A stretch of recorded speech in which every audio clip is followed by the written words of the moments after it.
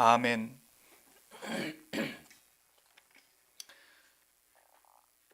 오늘 봉독한 마태복음 14장 34절 이하의 세 구절의 말씀을 우리가 중심해서 질병에 대한 하나님의 뜻, 이런 제목으로 말씀을 상고하겠습니다. 질병에 대해서는 의료과학자들이 또 많은 연구하시는 의사들이 질병이 왜 생기는가, 또 어떻게 그것을 처방할 수 있고 치료할 수 있는가 밤낮 없이 연구하고 개발해내고 있습니다. 저는 의사가 아니기 때문에 그런 것은 말할 자격도 없고 말할 필요도 없겠습니다만은, 그러나 오늘 우리가 살아가고 있는 이 세상 속에는 예나 지금이나 얼마나 많은 질병들이 많은지 알 수가 없습니다.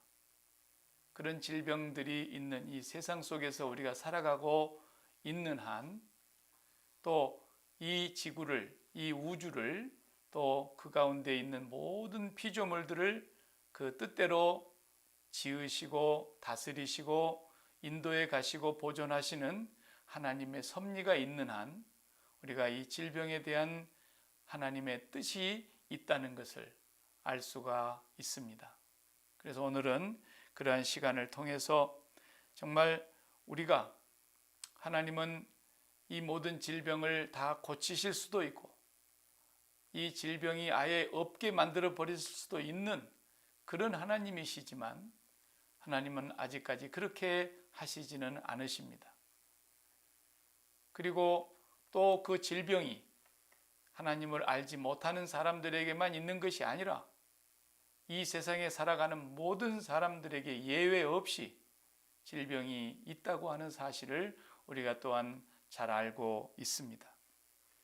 지금 우리가 겪고 있는 이 코로나 19 바이러스, 코비드 19이라고 하는 이 바이러스 사태로 이 지구상에 얼마나 많은 사람들이 고난을 겪고 있고, 또 실제로 그 질병에 시달리다가 또 목숨을 잃기도 하는 이 모든 사건들은 결코 우연이 아니라 우리 하나님 아버지께서 다 주관하고 계시는 사건이며, 보고 계시고 이것이 어디서 시작이 되었는지 전지전능하신 하나님께서는 이 바이러스의 개체의 숫자까지도 다 헤아리고 계시는 분이라는 것을 우리는 알고 있습니다.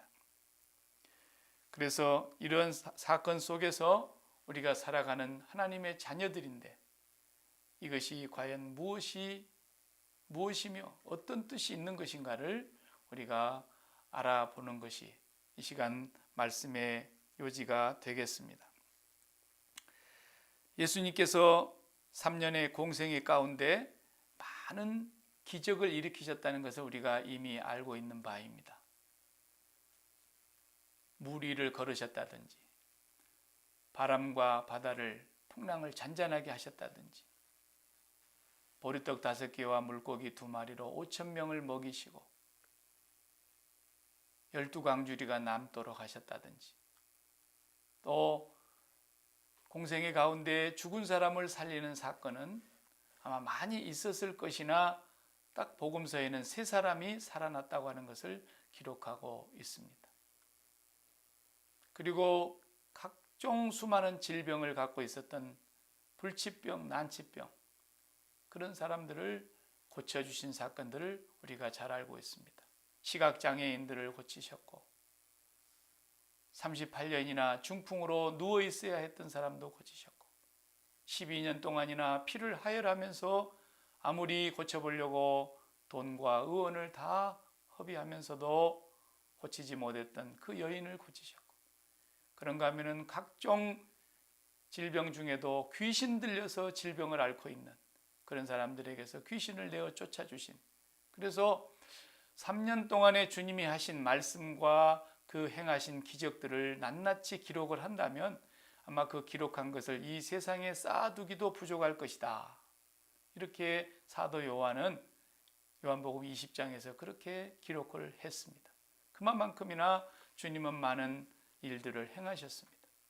그 가운데 많은 부분이 또 환자들을 고치셨다고 하는 내용이 오늘 본문에 짤막하게 요약을 한 내용입니다.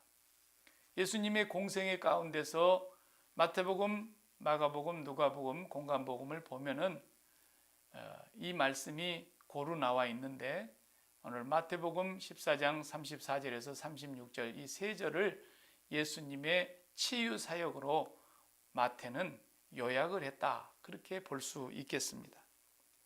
모든 병자를 예수께 데리고 왔다. 35절 하반절에 그랬고, 다만 예수의 옷자락에도 손을 대게 하시기를 간구하니 손을 대는 자는 다 나음을 얻으니라. 병든 자를 침상째로 메고 나왔다고도 기록되어 있는 본문이 있습니다.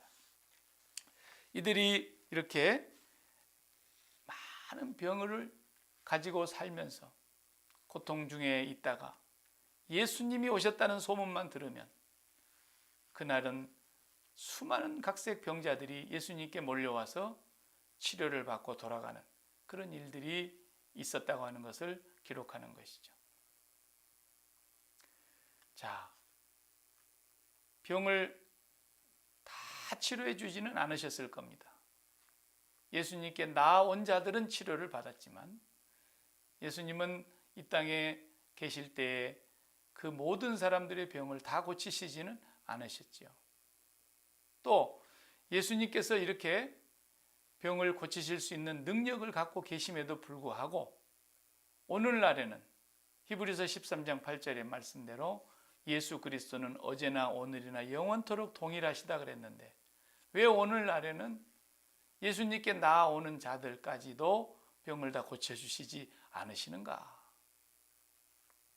여기에 우리가 어떤 뜻이 있다고 하는 것입니다.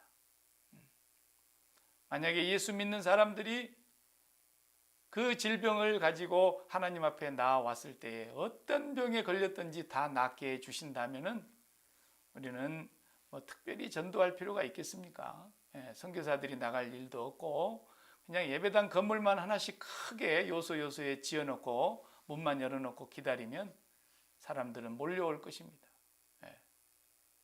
예수님은 그런 방법으로 인생을 구원하시지를 않으십니다. 그리고 예수를 믿는 사람들도 다 질병에 죽습니다. 사실 질병을 사랑하고 좋아하는 사람이 누가 있겠습니까? 그 우스갯소리로 그렇지 않습니까? 9988234 그래서 99세까지 살면서 건강하게 살다가 한 끝물에 2, 3일 아팠다가 그냥 죽었으면 좋겠다. 이것이 모든 사람들의 공통 관심사 아닙니까?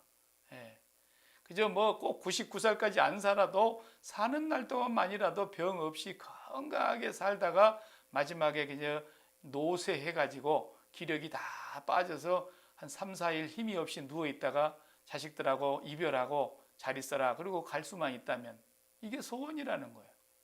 누가 질병을 좋아합니까? 아무도 질병 좋아하는 사람 없습니다. 자, 오늘 우리가 이런 상황 속에서 질병이 가져다주는 여러 가지 유익이 있고 부정적으로만 볼 수 없는 많은 요소들이 있습니다. 저도 목회하면서 수많은 환자들을 접하게 됩니다마는 특별히 아주 지체 높은 양반들이나 사회적으로 이름만 내면은 명성이 있고 또 경제적으로 부유하고 또 여러 방면에서 부족함이 없는 그런 분들 가운데 예수를 믿게 됐다더라 이런 얘기를 들으면 이 사람이 하나님의 손맛을 봤구나 그런 생각이 들 때가 있습니다. 그런 정도 되는 사람들이 예수를 쉽게 믿지 않거든요. 뭐가 아쉬워서 예수 믿겠습니까? 우리가 이제 다 세상에 널리 알려져 있어서 아는 바이지만 우리 고국의 이어령 박사님 과거에 장관도 지내시고 또 문화부 장관도 지내셨고 또 대학에서 교수 생활로 평생 지내셨고 인문학 박사로서 정말 인문학 분야에는 대가로 그 명성을 사람들이 다 인정해 주는 분 아니었습니까? 대단한 분이죠.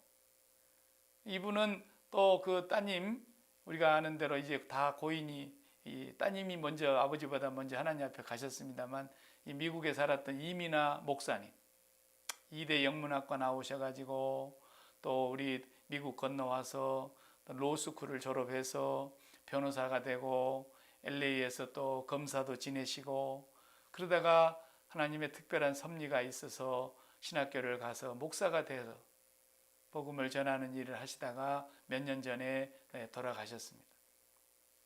그런데 이분이 돌아가시기 전에 그렇게 세상적으로 명성이 있고 부족함이 없고 정말 두 번째 가라면 서러워할 그런 자리에 있었던 사람들이었지만, 갑자기 망막이 고장이 나서, 그래서 이제 실명을 할 수밖에 없다고 의사가 판정을 내렸습니다. 의학적으로는 이 눈을 살릴 수 없다, 실명이 된다고 하는 얘기를 듣고서 그가 하나님 앞에 기도하는 가운데서 특별히 아버지를 위해서, 믿지 않는 이어령 박사님을 위해서 그렇게 간절히 기도하고 있던 중에 하나님을 믿고 우리 이민아 딸이 그렇게 행복해하는 모습을 보면서 이제 눈을 잃어버리게 된다고 하니까, 눈을 잃어버리는 이 딸이 된다면 정말 그에게 있어서 이렇게 소중한 장녀요, 큰딸로서 그렇게 사랑하던 딸이 눈을 잃고 시각장애인이 된다는 얘기를 들으니까 얼마나 아버지가 기가 막혔겠어요. 그런데 그때 이제 큰딸이 전도를 한 거 아닙니까? 아버지, 나는 하나님이 눈을 가져가셔도 하나님을 나는 믿기 때문에 나는 걱정 없다. 나는 진짜 소원이 내 눈 뜨는 것보다도 아버지 예수 믿는 것이 진짜 소원이다 하면서 간절히 기도하고 애원을 했는데, 그 아버지가 그러더랍니다. 정말 하나님이 살아계신다면 내 사랑하는 이 딸의 눈을 띄워주시는 기적을 보여주시면 내가 예수 믿겠다. 얼마나 절박했으면 그렇게 얘기했겠어요. 지성인이 의학적으로 사망 선고와 같은, 이제 이 사람의 눈은 더 이상 볼 수 없는 이제 시각장애인으로 평생 살아야 된다, 이런 선언을 받았는데 너무 절박하니까 내 딸의 눈을 고쳐주실 수만 있다면, 그 기적을 보여주신다면 난 하나님 믿겠습니다. 그래가지고 예수 믿은 겁니다. 그걸 하나님께서 이 딸의 눈을 잃어버리지 않고 다시 회복시켜 주신 거 아닙니까? 건강하게 아무 탈이 없는 그런 눈으로 회복이 되고, 그리고 이제 하영조 목사님이 일본 선교 가셨다가 일본에서 선교하는 그 세미나 현장에서 이 아버지 이어령 박사가 이제 예수를 믿고 세례를 받습니다. 일본 땅에서. 그날이 자기의 딸 이민아 목사님의 생일날이었습니다. 너무너무 행복한 시간들이었죠. 그래서 이 이어령 박사님이 예수를 믿고 세례받았다는 얘기가 이 세상 뉴스까지도 나오지 않았습니까? 온 세상이 깜짝 놀랐습니다. 대한민국에서는. 그분이 예수를 믿다니.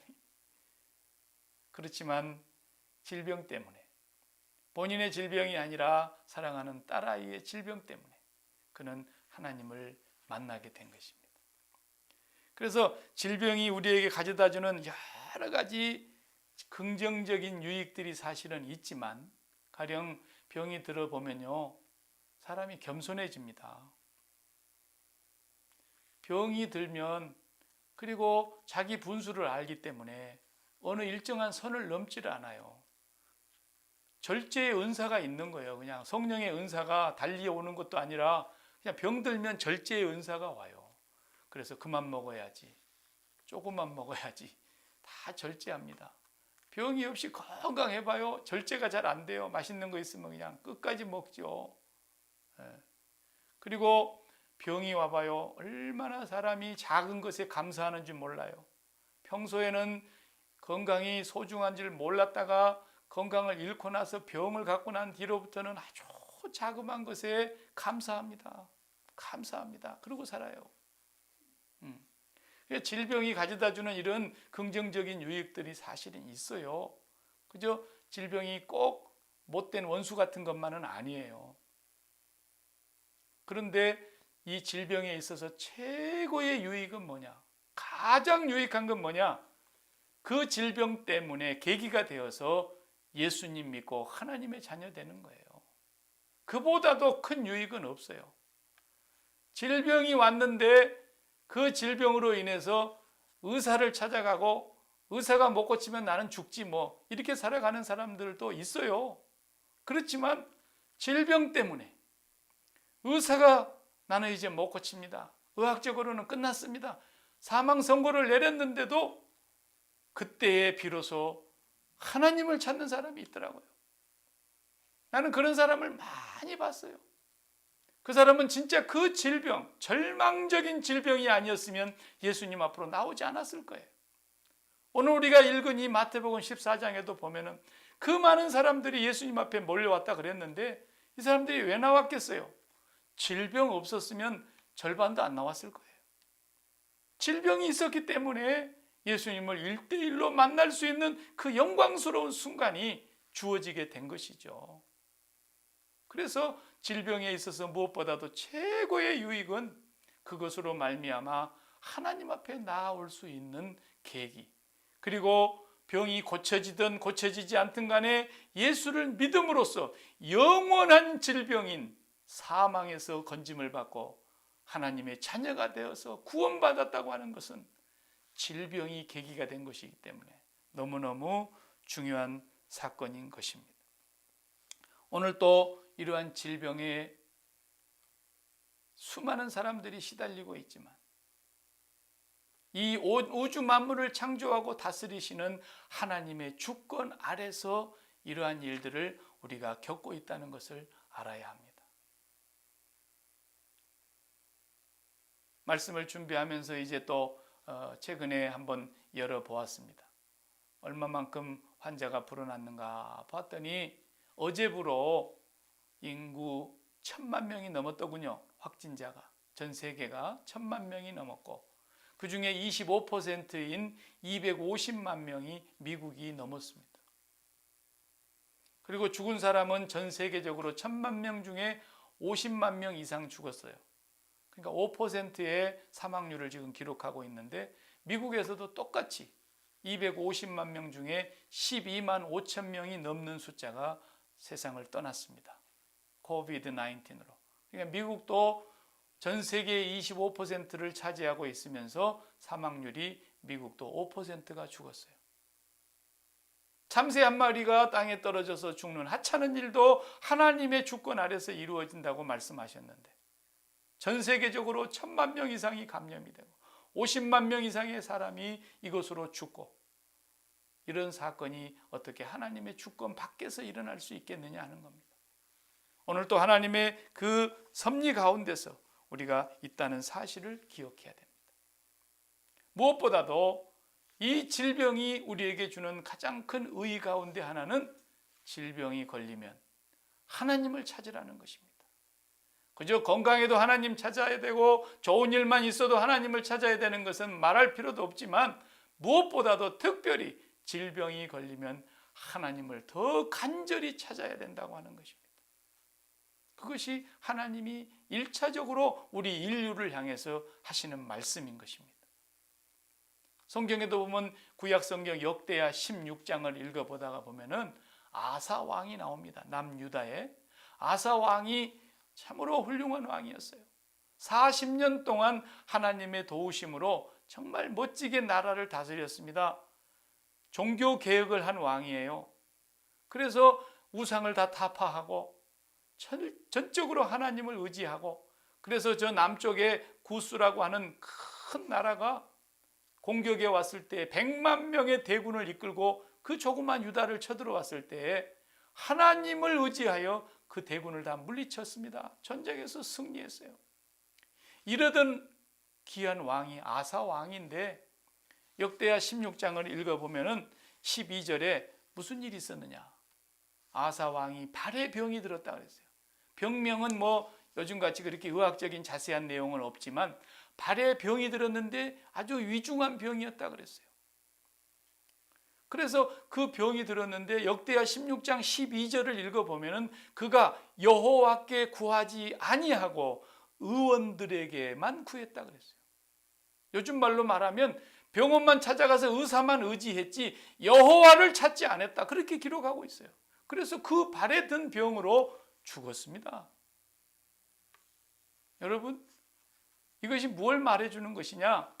우리가 병이 들면 병의 원인을 찾아야 되고 의사를 만나서 치료의 방법을 찾아야 되고, 그것을 우리가 하지 말라는 것이 아니라 사람은 병이 들면 마음이 또 병이 들어요. 육신의 병이 들자마자 마음의 병까지 왜 듭니까? 그 병이 마음을 사로잡고 마음을 휩쓸어요. 그래서 마음까지도 그 병에 사로잡혀 버린단 말이에요. 그러지 말라는 거예요. 병이 들었을 때에 무엇보다도 하나님을 더 간절히 찾고 하나님을 마음으로 바라보고 기도하고 하나님을 간절히 찾아야 된다는 겁니다. 왜? 하나님의 주권 아래서 이루어지고 있고 하나님 보고 계시는 일이니까. 그리고 하나님으로 인해서 내 마음이 평정을 찾고 내 마음의 평강을 얻고 그리고서 의사를 만나야 된다는 거예요. 아사 왕은 여호와를 그렇게 의지하던 왕이었는데 평소에 놀랍게도 발에 병든 걸 우습게 알고 여호와께 구하지 않았다라는 것입니다. 여러분, 암이 결러서만 죽는 게 아닙니다. 감기로도 죽어요. 감기로도. 앞서 제가 잠깐 소개했던 그 이어령 박사님의 따님인 이민아 목사님, 그는 아버지가 세례를 받게 되던 그날 너무너무 행복했다고, 이 세상에 살아서 가장 행복했다고 고백을 했어요. 그리고 세례를 받고 딱 3주 만에, 정확히 3주 만에 엄청난 시련을 당합니다. 그의 아들이 둘인데요, 이민아 변호사의 아들이 둘인데 큰아들은 너무너무 훌륭해요.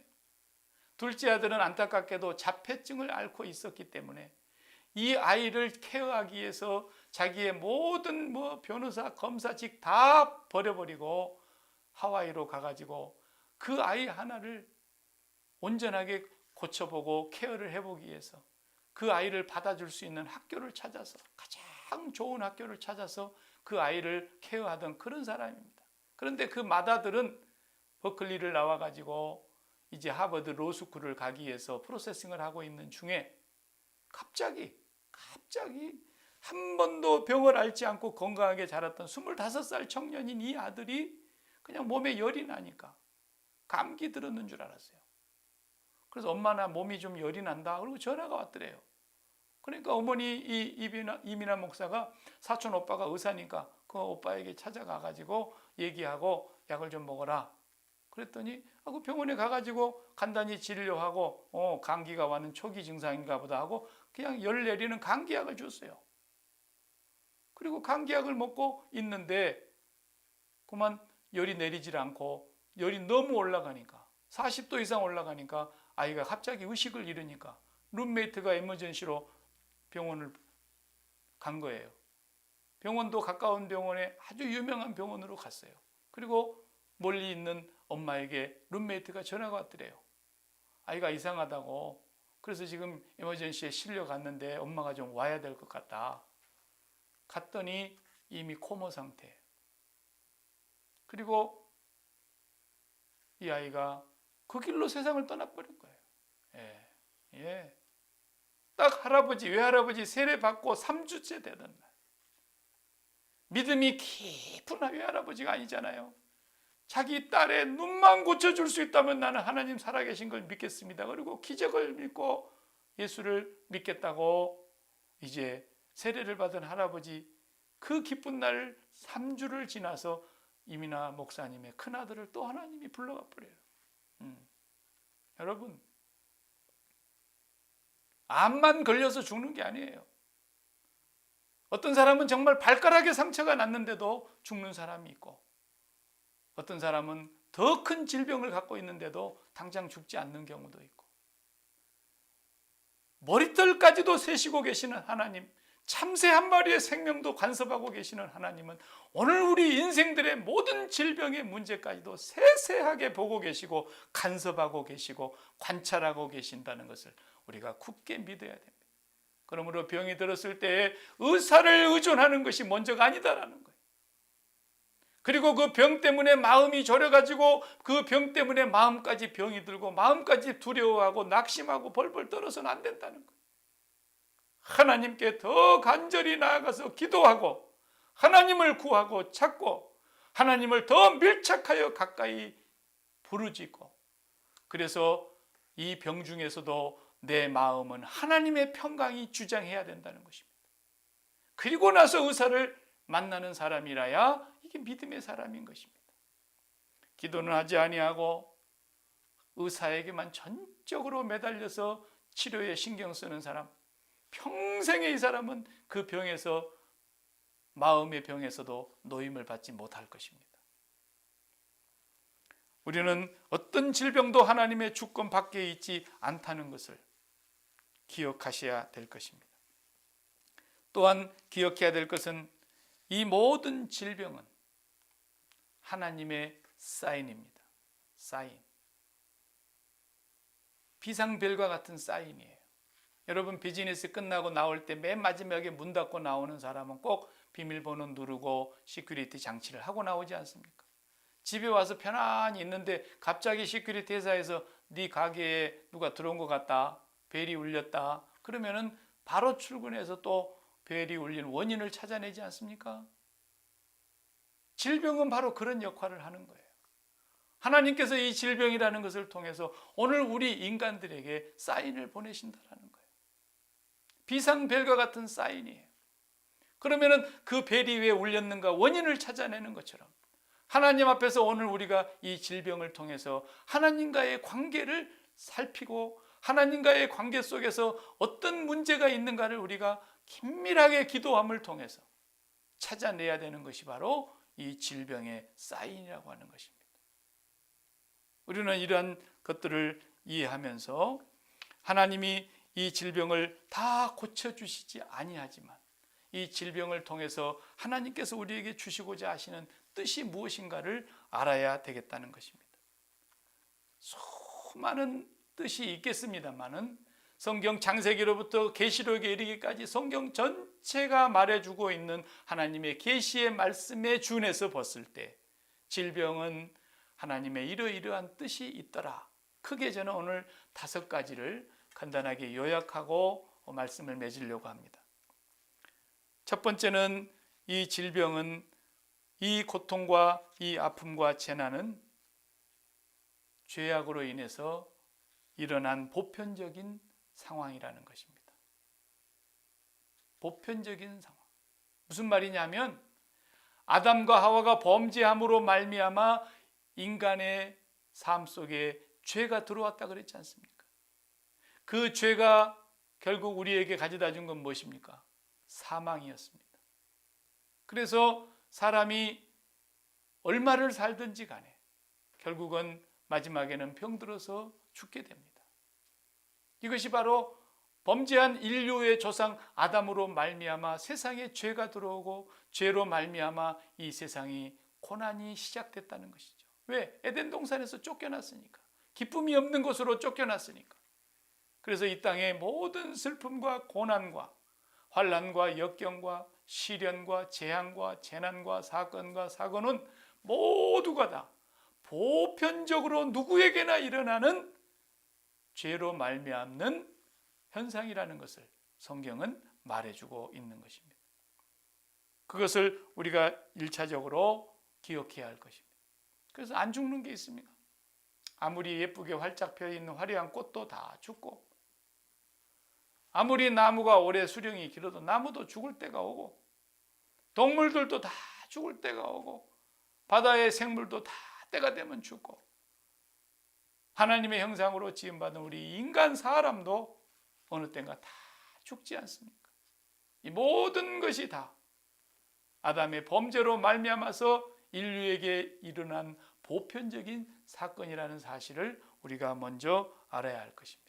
그래서 사도 바울은 로마서 8장 22절에 피조물들이 다 이제까지 함께 탄식하며 함께 고통을 겪고 있는 것을 우리가 아느니라. 예, 사람만이 아니라 하나님이 만드신 모든 피조물들이 신음하고 있다는 것입니다. 탄식하고 있다는 것입니다. 그리고 로마서 8장 23절 이어서 보면 그뿐 아니라 또한 우리 곧 성령의 처음 익은 열매를 받은 우리까지도 속으로 탄식하여 양자될 것 곧 우리 몸의 속량을 기다리느니라. 예, 성령의 처음 익은 열매, 바로 그리스도인들까지도 몸의 구속을 기다린다는 거예요. 왜? 이 몸은 약하여지고 쇠해지고 병들고 죽고 썩고 없어지는 것이기 때문에, 그래서 영원한 몸, 신령한 몸으로 예수 그리스도께서 이 땅에 다시 나타나실 때에 썩지 아니할 것을 입겠고 하나님의 거룩한 백성으로 영원한 신령한 몸으로 구속되는 그날까지를 간절히 우리도 사모하고 기다리고 있는 것 아니겠습니까? 한 가지 분명히 알아야 될 것은 성도가 당하는 이런 질병, 재난, 사건, 사고, 이런 것은 결코 죄 때문이 아니라는 사실을 이 시간 제가 여러분 앞에 선포합니다. 절대로 성도가 당하는 재난과 사건, 사고, 질병은 죄 때문이 아닌 것입니다. 왜냐하면 로마서 8장 1절에 분명히 말씀하셨습니다.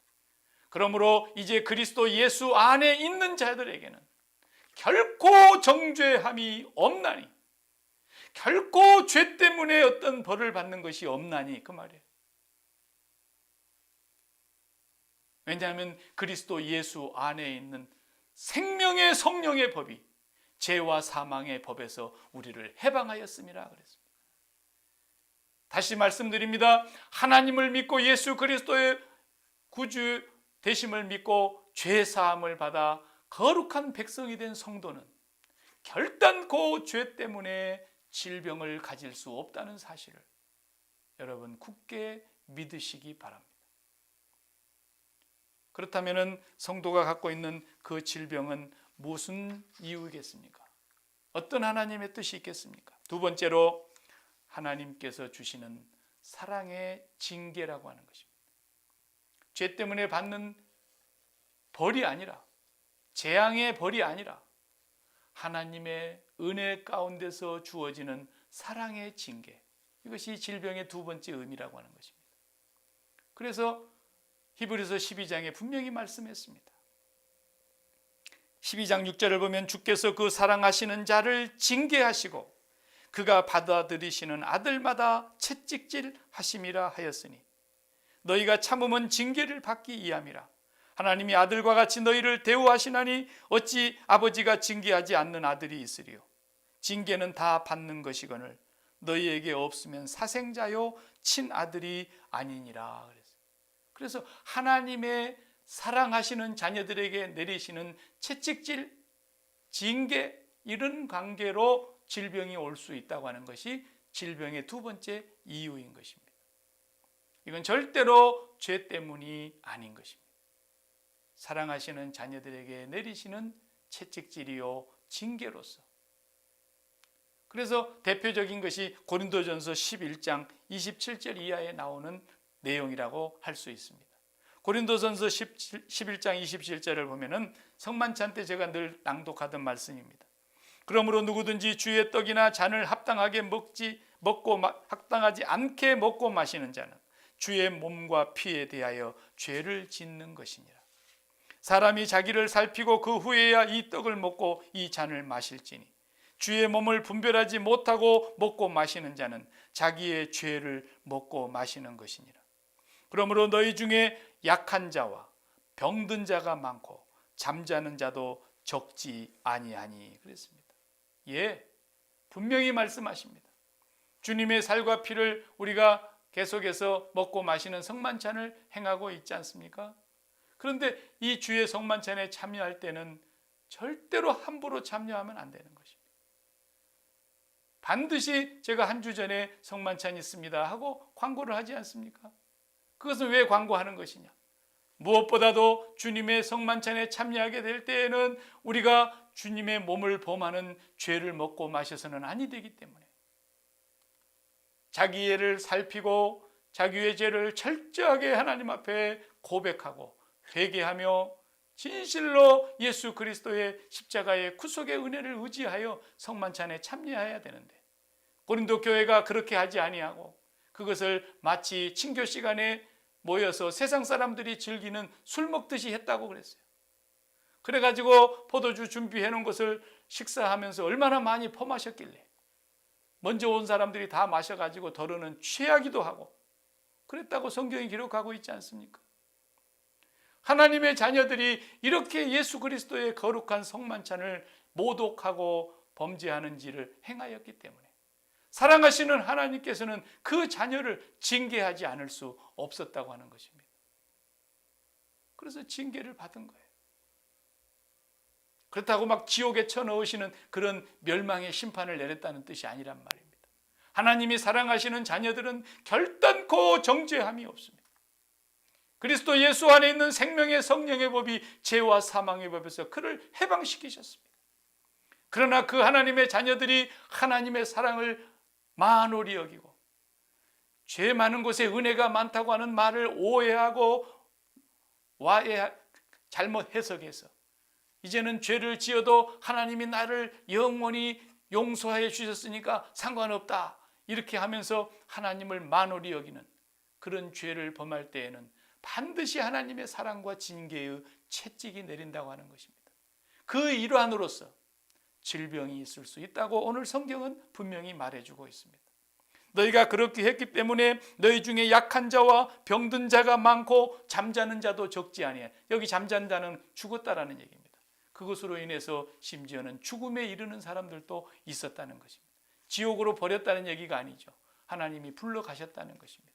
이러한 것들은 하나님께서 행하시는 징계라고 하는 것을 우리가 알아야 될 것입니다.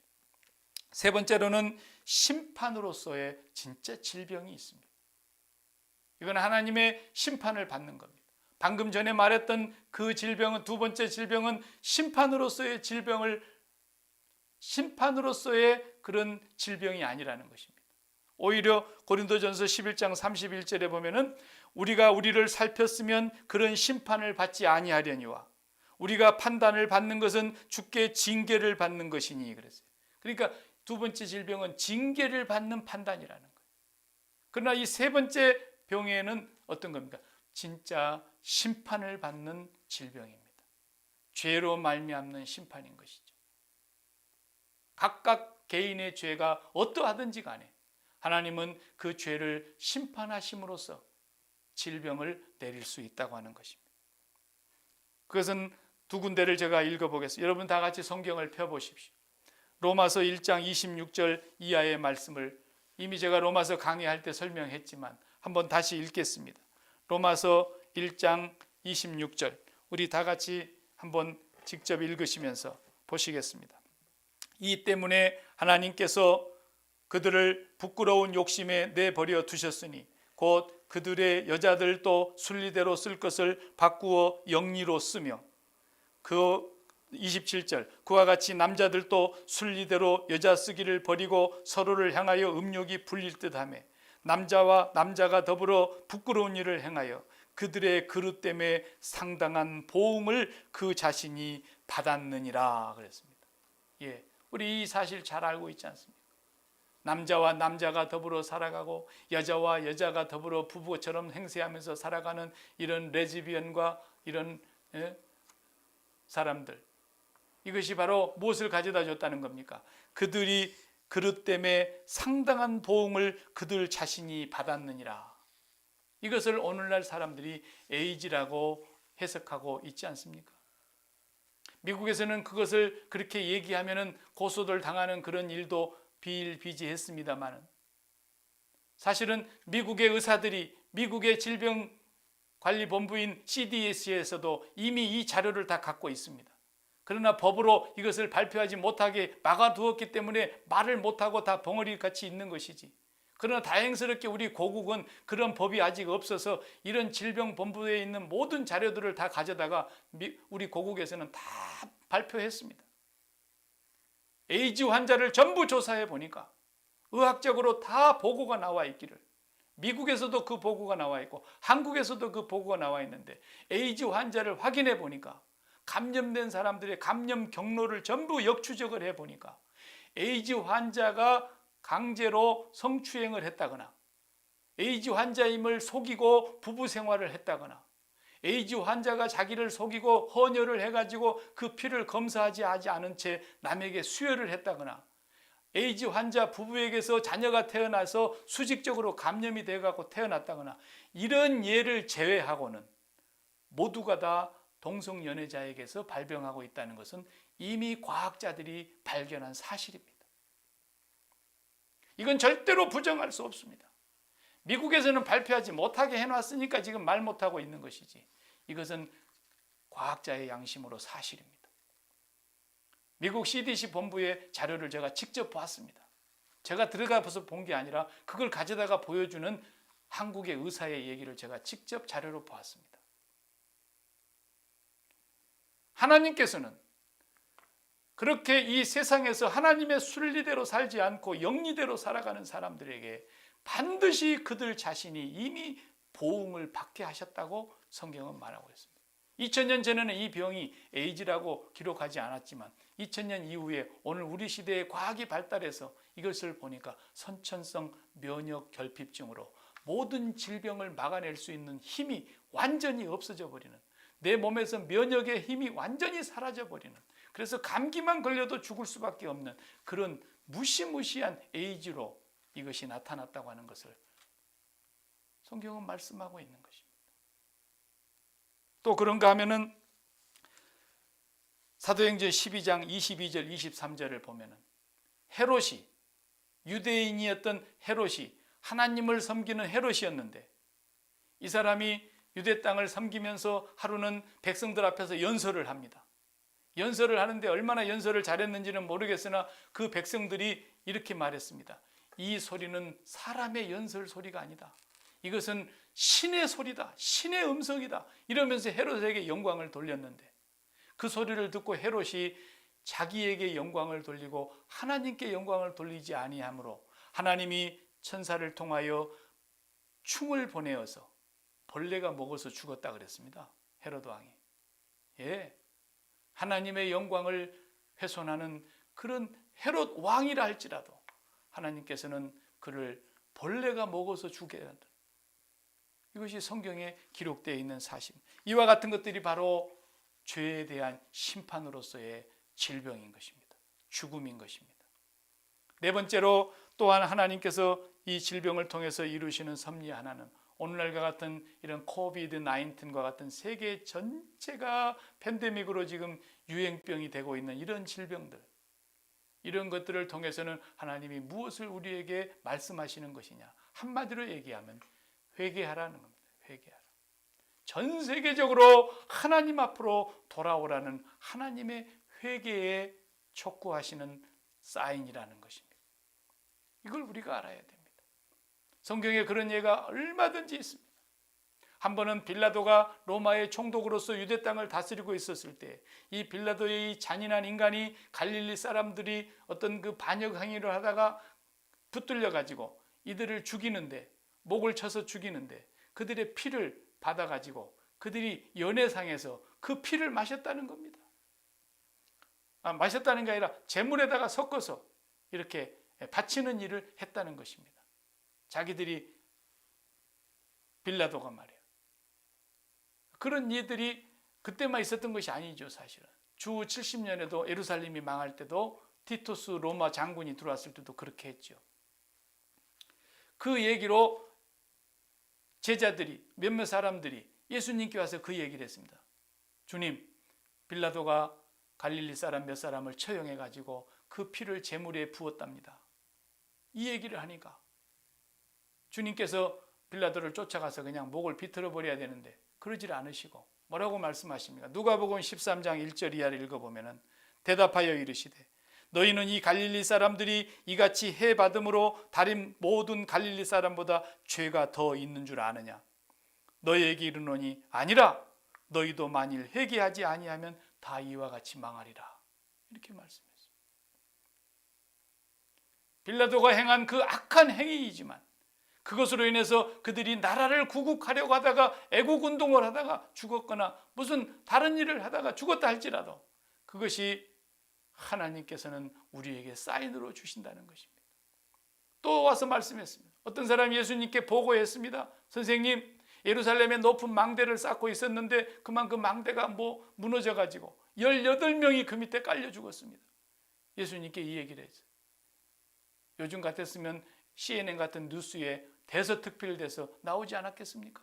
그런데 예수님은 그 얘기를 들으시면서 뭐라 그랬습니까? 망대가 무너져서 18명이 깔려 죽은 사람들이 너희들보다 죄가 더 많아서 그런 줄 아느냐? 너희들도 회개하지 아니하면 그와 같이 망할 줄 알라. 이러셨던 거예요. 그렇기 때문에 오늘 우리들은 이 세상에 일어나는 모든 사건, 사고와 질병과 이런 재난과 재앙을 통해서 팬데믹 같은 이런 현상을 통해서 하나님께서 오늘 또 이 땅을 향하여 이 지구를 향하여 인류를 향하여 오늘 우리들을 향하여 회개하라고 선포하시는 하나님의 비상벨이라는 것을 기억해야 할 것입니다. 끝으로 5번째는 이미 우리가 많이 듣고 읽었던 본문이지만 사도 바울과 같이 5번째로 하나님의 특별한 섭리에 의해서 죽을 때까지 질병을 하나님께서 그 몸에 아예 딱 붙여주시는 그런 경우도 있었다는 것입니다. 성경을 보니까. 그래서 사도 바울은 자기가 정말 수많은 사람들에게 하나님의 치유의 은사를 나타내어서 많은 병자들이 치료받는 것을 사도 바울이 경험한 사람이지만 정작 자기 몸에 있었던 그 병은 하나님이 끝까지 고쳐주지 않으셨지 않습니까? 특별히 3번 간구했지만 하나님은 바울아, 너에게 나의 은혜가 이미 충분하다 그러시면서 고쳐주지 않으셨습니다. 그래서 바울은 그때로부터 이 질병이 자기가 그렇게 연약함을 깨닫게 하는, 그리고 전적으로 하나님의 은혜가 아니면 할 수 없다고 하는 것을 깨닫게 됨으로써 자기는 그 약함과 질병을 도리어 감사하고 자랑했다고 성경은 말하고 있습니다. 이런 5가지 이유에 의해서 우리에게 하나님은 질병을 통해서 사인을 보내고 계신다는 것을 알아야 할 것입니다. 그래서 오늘 또 우리가 살아가는 동안에 이 질병이라는 하나님의 비상벨과 같은 사인을 우리가 해석해낼 수 있는 하나님의 자녀들이 되어야 되겠습니다. 이 질병은 이 세상의 죄 때문에, 아담의 죄 때문에 일어난 보편적 현상이라고 하는 것. 예외 없이 누구나 질병에 걸릴 수 있고 예외 없이 사람이 다 죽는 것처럼 누구에게나 죄로 말미암아 이 땅에 나타난 인간의 실존이라는 것을 기억하십시다. 2번째로는 하나님은 그 사랑하는 자들에게 징계하실 때 다양한 방법으로 징계하시지만 그 중에 하나가 질병으로 사용하실 수 있다는 것을 기억하십시다. 하나님은 직접적으로 심판하실 때 또한 질병으로 심판하시는 경우가 있습니다. 하나님은 오늘과 같은 전염병을 통해서 온 인류가 하나님 앞으로 돌아와 회개하고 구원받기를 하나님은 말씀하고 계시는 것입니다. 그런가 하면 하나님의 영광과 하나님의 뜻을 이루시기 위해서 특별한 섭리로 사도 바울과 같이 이렇게 하나님께서 끝까지 병을 짊어지고 날마다 도살할 양과 같이 여김을 받으면서 날마다 이 질병에 대하여 나는 죽습니다. 날마다 세상에 대하여 죽습니다. 이 죄에 대하여 죽습니다. 나는 그리고 하나님께 대하여만 살겠습니다. 이렇게 살게 하시는 질병도 있다고 하는 것입니다. 다 같이 기도하십시다.